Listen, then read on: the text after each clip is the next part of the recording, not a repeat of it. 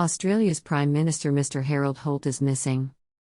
They were the words that echoed from television sets and radios across Australia on December 17, 1967, the day Holt stepped into the surf at Cheviot Beach near Melbourne and was never to be seen again.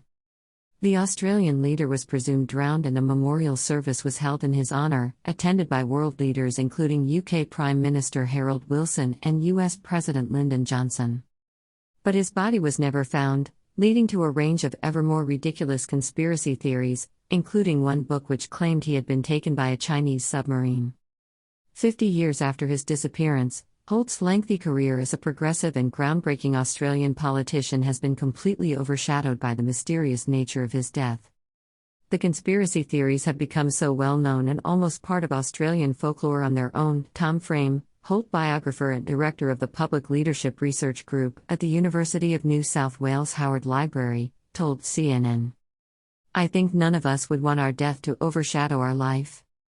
Holt became Australia's Prime Minister in January 1966, only 2 years before he vanished. He'd been a loyal minister under the country's longest-serving leader, Sir Robert Menzies. Menzies was a stuffy Anglophile who could not have been a bigger contrast to the younger, 59-year-old Holt.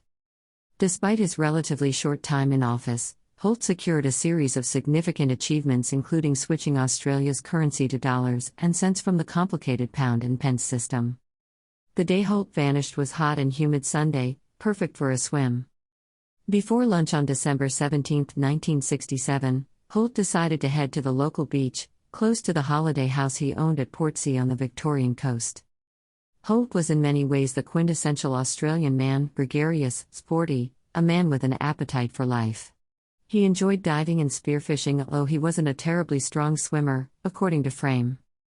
But the Prime Minister wasn't in perfect health. He'd just had shoulder surgery and on Friday had been told by his doctor to take it easy after the operation.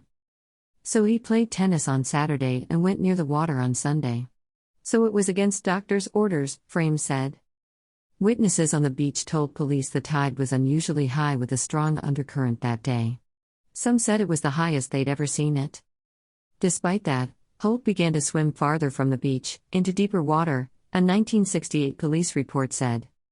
One of the last things Holt had said to the group before he went into the water was, "I know this beach like the back of my hand."